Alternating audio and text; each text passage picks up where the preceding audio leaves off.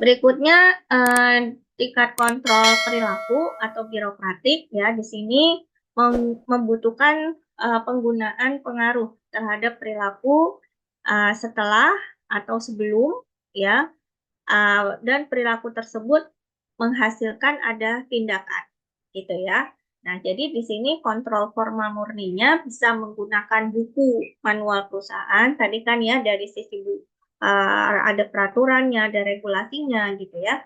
Dan kalau secara kultural corporate murninya itu dari mengacu kepada filosofi perusahaan. Ya, filosofi ini perusahaan kan biasanya dia punya filosofi. Kenapa sih perusahaan ini berdiri itu filosofinya apa? Misalkan seperti itu gitu ya. Lalu tingkat kontrol dari sikap dan nilai. Nah, di sini tujuannya adalah untuk mencetak semua SDM, sumber daya manusia perusahaan, supaya mereka punya nilai-nilai dan perilaku yang sama, gitu. Jadi menjalankan tadi sesuai dengan values-nya, gitu ya. Nah, apa kontrol formal murninya? Yaitu dengan program pelatihan, ya, dengan dimasukkan unsur kultural lokal tadi, gitu. Ya, jadi budaya-budaya perusahaan itu dimasukkan ke dalam materi pelatihan, seperti itu. Dan dari kontrol kultural corporate murninya itu adalah mengacu kepada values ya, nilai-nilai perusahaan atau core value-nya gitu ya, nilai-nilai intinya. Oke. Nah, itu tadi penerapannya. Sekarang instrumennya. Jadi instrumen tuh alat-alatnya apa gitu ya yang bisa dipakai untuk melakukan kontrol atau melakukan pengendalian ya. Ada beberapa di situ ya, ada beberapa kotak. Yang pertama dari sisi perencanaan dulu, gitu ya, perencanaan. Jadi perencanaan di sini ini juga menjadi salah satu instrumen di mana menunjukkan komitmen. Perencanaan itu kan menunjukkan bagaimana komitmen dari perusahaan dan juga anak perusahaan itu untuk memenuhi standar atau target yang sudah ditetapkan di dalam perencanaan gitu ya. Nah, kemudian organisasi di sini atau perusahaan, badan usaha itu yang akan memfasilitasi bagaimana kontrol terhadap manajemennya gitu ya. Nah, manajemen. Lalu instrumen kedua adalah anggaran ya. Bagaimana di sini anggaran ini harus bisa mencegah pengeluaran yang berlebihan gitu ya. Makanya kenapa harus dibuat budgetnya, dibuat jadi nggak langsung saya mau bikin promosi ini gitu ya, tapi nggak dibuat anggarannya. Nah, itu bisa bahaya seperti itu gitu ya.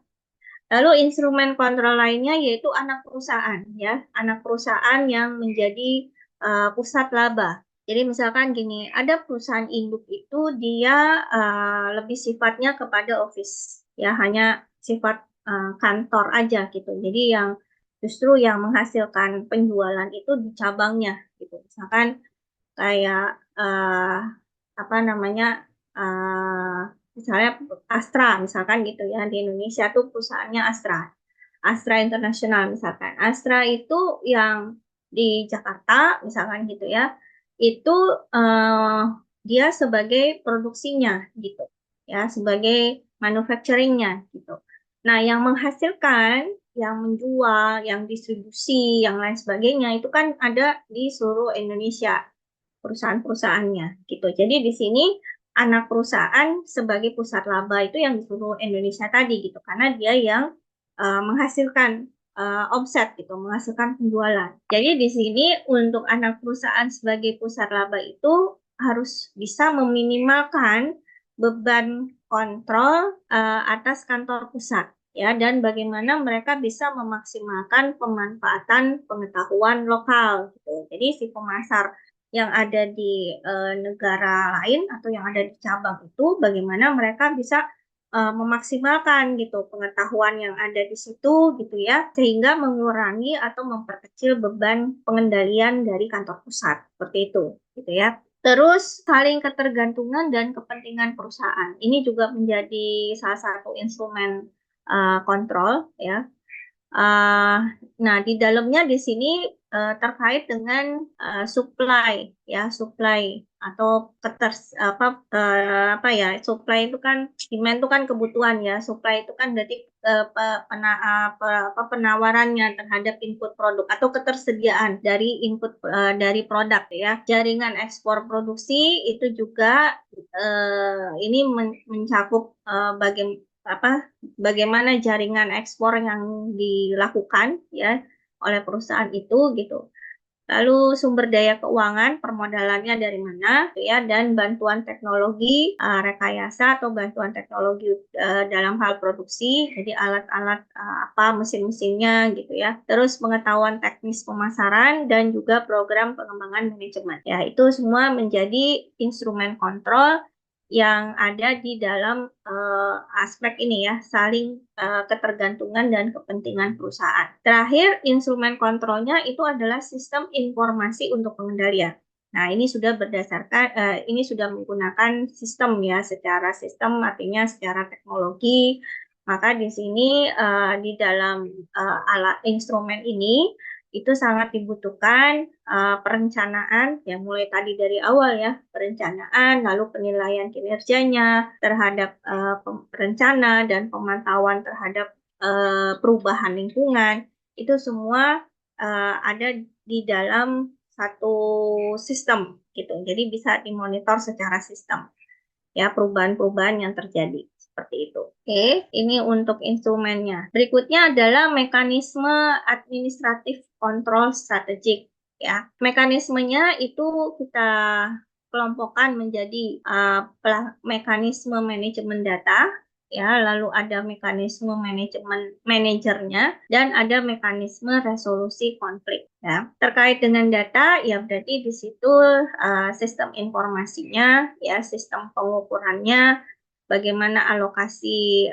strateginya ya, penempatan strategi-strateginya, perencanaan strateginya, dan proses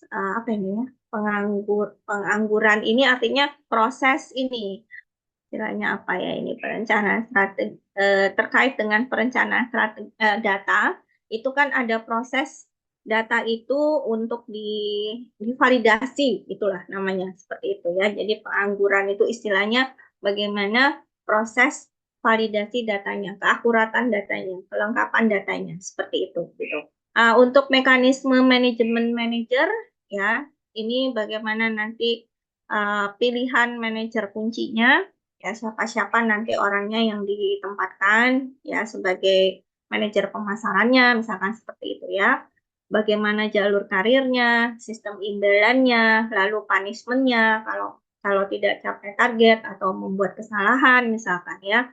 Dan bagaimana pengembangan manajemennya ya, lalu pola sosialisasinya gitu. Berikutnya untuk yang mekanisme resolusi konflik ya, ini terkait dengan penyerahan tanggung jawab ya, penyerahan tanggung jawab, pengambilan keputusan ya, integrator ya, terus tim bisnisnya, komite koordinasinya, dan proses resolusi isu. Jadi ada isu-isu, kalau di pemasaran internasional itu pasti isunya kan sangat banyak ya, yang terjadi gitu, yang akan dihadapi gitu ya. Nah, itu bagaimana proses resolusi isu itu gitu ya. Ini mekanisme administratif, jadi pelaksanaan kontrol strategik secara administrasinya. Oke, nah kemudian ada variabel-variabel yang memengaruhi kontrol di sini. Kita lihat di situ ada sistem komunikasi ya, yang pasti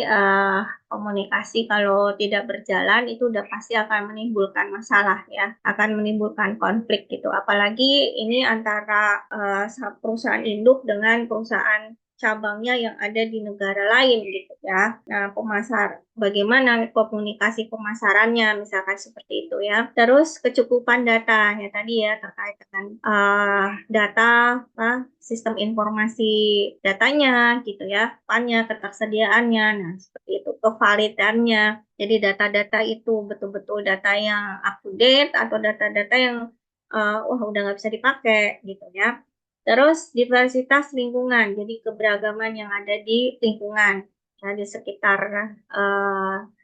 sekitar perusahaan itu gitu ya. Filosofi manajemen tadi ya, manajemen punya atau perusahaan punya filosofi dan ukuran operasional internasional. Inilah variabel-variabel yang memengaruhi pengendalian. Ya, pengendalian. Lalu sebab pengendalian pemasaran internasional, ya tadi kan sudah dibahas ya, disinggung di depan itu termasuk ada ukuran gitu ya. Nah, di situ kan ukuran organisasi bisa kecil, besar, ya dilihat dari apa jumlah SDM-nya atau dilihat dari berapa omsetnya gitu ya. Itu ukuran organisasi bisa dilihat dari situ gitu. Lalu juga jarak di antara unit-unit. Nah, ini kan juga harus kenapa kemudian pengendalian itu harus dilakukan ya tadi karena jaraknya jauh ya pasti kontrolnya juga harus ketat gitu. Lalu kebutuhan informasi ya itu juga menjadi sebab pengendalian pemasaran internasional karena butuh gitu informasi-informasi yang bisa diperoleh gitu ya dari kantor-kantor cabangnya gitu, kantor-kantor pemasaran lainnya gitu. Lingkungan itu juga menjadi sebab dan juga budaya ya culture. Oke. Nah, ini tadi mekanismenya ya. Jadi mekanisme atau pelaksanaan dari pengendalian pemasaran internasional alurnya seperti ini. Kemudian untuk pengendalian pemasaran internasional itu sendiri itu juga nantinya akan memperlihatkan bagaimana kinerja pemasaran secara global ya, pemasaran internasionalnya.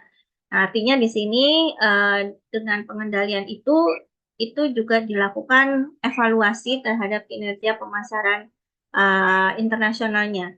Dan ini yang bisa digunakan oleh manajemen pemasaran internasional untuk berkoordinasi dan juga mempengaruhi aktivitas pemasaran internasionalnya, gitu ya.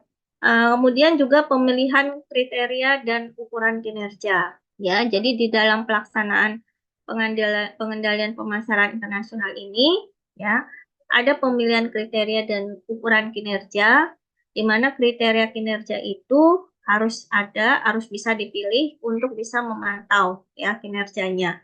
Nah, dibutuhkan informasi uh, untuk pengambil keputusan pemasaran ya, di mana manajemen itu harus bisa mengevaluasi keberhasilan strateginya ya, keberhasilan strateginya melalui standar kinerja. Jadi apa nih yang menjadi ukuran tolak ukurnya gitu? Paling gampangnya itu bisa dilihat dari finansialnya ya, dari produksinya atau target penjualannya gitu. Tapi ya tidak menutup kemungkinan itu juga bisa dilakukan, bisa dilihat dari non finansial gitu ya. Non finansial tadi ya itu tadi reputasi, dari sisi reputasi perusahaan itu semakin baik gitu ya, brandnya semakin dikenal misalkan itu kan ukuran kinerja secara non finansial gitu. Beberapa ukuran keuangan kinerja itu bisa dijadikan pegangan oleh perusahaan multinasional ya, dan yang populer itu diantaranya ini ya, yang tiga ini itu. Jadi kontribusi terhadap pendapatan atau laba gitu ya, itu juga paling paling umum lah gitu ya, digunakan untuk ukuran keuangan, maksudnya ukuran kinerja dari perusahaan ya dalam hal keuangan. Terus arus kas, nah ini juga bisa dilihat, bisa dipakai sebagai ukuran keuangan kinerjanya gitu ya, dan kinerja relatif terhadap anggaran ya. Jadi tiga ini terhadap pendapatan, arus kas, dan anggaran.